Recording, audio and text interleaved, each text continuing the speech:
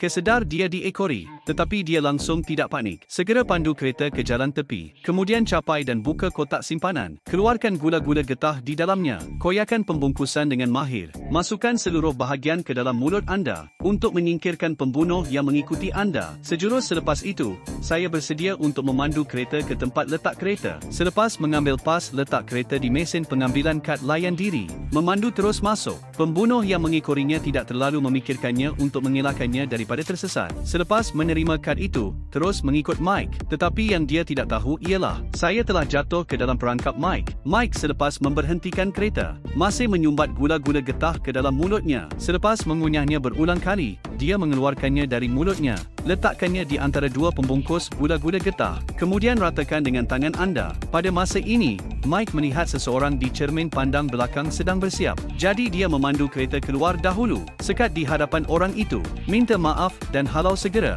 Pembunuh itu juga tergesa-gesa menghidupkan keretanya dan mengejarnya. Terdapat sebuah kereta antara Mike dan pembunuh. Selepas Mike memasukkan kad parkir ke dalam mesin, tidak tergesa-gesa untuk pergi. Dia menoleh dan mengeluarkan kertas gula-gula getah yang telah dia sediakan lebih awal. Paksa mesin rosak selepas dimasukkan ke dalamnya. Selepas melakukan semua ini, saya pergi dengan bergaya. Sekarang giliran orang itu. Tetapi mesin tidak bertindak balas sama sekali. Pembunuh itu kelihatan sangat cemas apabila dia melihat Mike memandu pergi. Jadi dia terus mengetuk kereta di hadapan. Apabila dia menghalaunya keluar, Mike telah lama hilang tanpa jejak.